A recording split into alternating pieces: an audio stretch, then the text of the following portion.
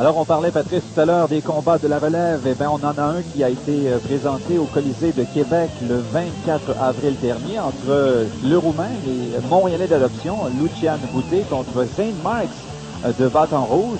Et Boutet, je pense qu'il est voué à tout un avenir. Le premier combat professionnel du gala est prévu pour 4 rounds dans la catégorie des poids super moyens. Les juges pour ce combat, M. Richard de Camufel, M. Jean Lapointe et M. Sylvain Leblanc. L'arbitre du combat, M. Jerry Poland. D'abord, dans le coin rouge, portant la culotte blanche et pesant 171,3 livres. En 2 combats professionnels, il a enregistré une victoire. Veuillez accueillir, s'il vous plaît, de Bâton Rouge, en Louisiane, Zane Marks.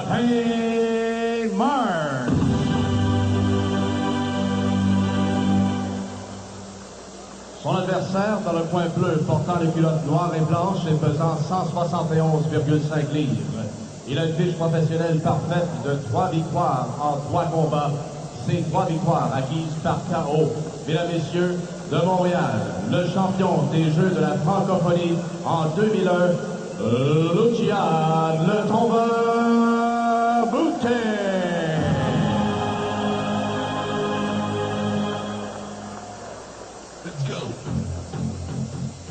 Alors, on va entendre les recommandations de l'arbitre en chef, Jerry Boland, dans quelques instants. Lucian Boutet, on le connaît moins, ce Zane Marks, qui est de Bâton Rouge, mais je pense que j'ai l'impression, Patrice, que Zane Marks va connaître Lucian Boutet assez rapidement. Je pense la même chose que toi. Assez vite. Alors, allons tout de suite aux recommandations de Jerry Boland.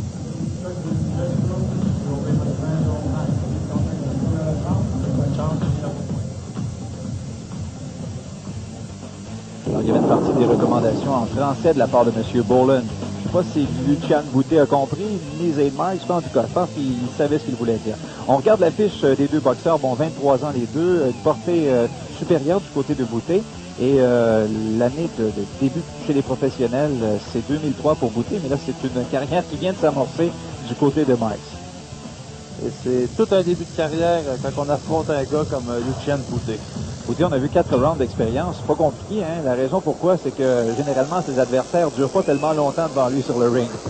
On voit ici, Boutet paraît tellement, ça doit être un géant dans Marks. Quelle cuvée de boxeurs roumains, hein? Incroyable. Le talent que ces gars-là ont et le fait que Boutet ait choisi de se présenter ici et de ne pas participer aux Jeux olympiques, ça, c'était vraiment une décision assez sérieuse qu'il a prise. Là. Je pense que d'autant plus que Lucian Boutet avait le potentiel d'aller chercher probablement une médaille pour la Roumanie. Alors, on avait une bonne gauche là, de la part de Zane Marks. Lui a une fiche de 1 victoire et 1 défaite jusqu'à maintenant. Alors, Boutet, bonne portée, on l'a vu tout à l'heure. Et vous allez voir que Marks va le connaître assez rapidement, on a bien l'impression. On le voit comme un futur champion du monde, ce Lucian Boutet. Encore une fois, Marks qui touche Boutet avec... Il ne craint pas Boutet. Il fonce dessus, c'est ce qui... Ça doit être assez difficile quand même de trouver des adversaires pour Lucian Boutet parce qu'on connaît quand même son background amateur. Touche Boutet pour comme on dit, un boxeur de la relève. Ça donne un gars qui, ça fait une coupe de combat qui est là, très calme dans le ring. Il mesure son adversaire. Alors, Zane Marks qui a donné les meilleurs coups jusqu'à maintenant dans cet affrontement. Nous sommes au premier round. Il reste 1 minute 30 à écouler.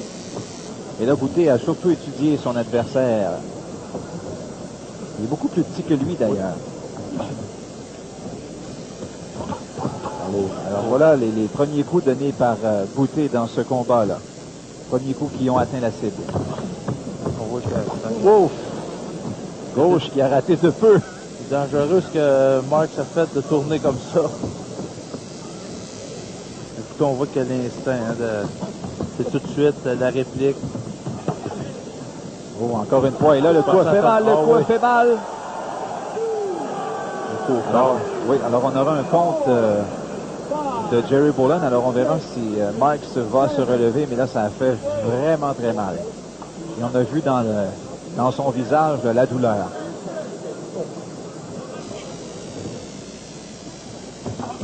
Oh, on voit que Zane Marks n'est pas du tout dans le coup. Non, Là. du tout. Alors, encore une fois, au corps, ne fait que se défendre. Essaie de se sortir du coin, mais encore une fois, voilà le coup qui ne pardonne pas. Non, mais le combat est terminé. Boland signifie la fin du combat.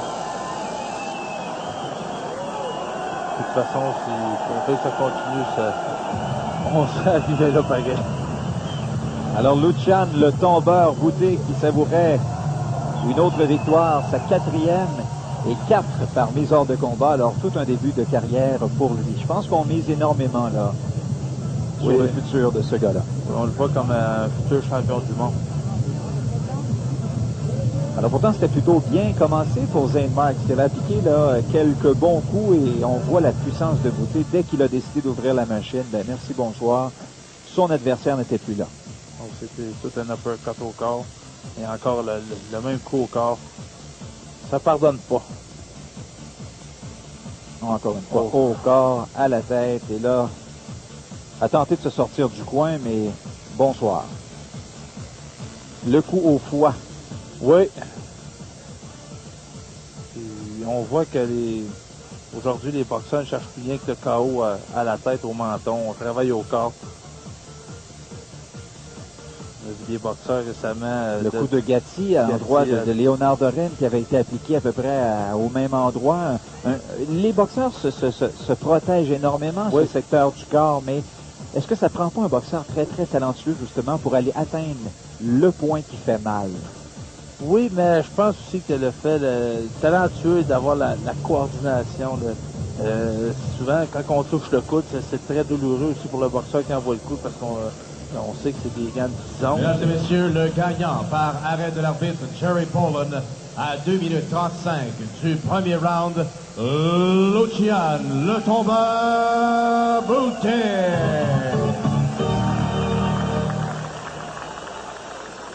Alors voilà, c'est de cette façon que Lucian Boutet remporte sa 4e victoire en autant de coups.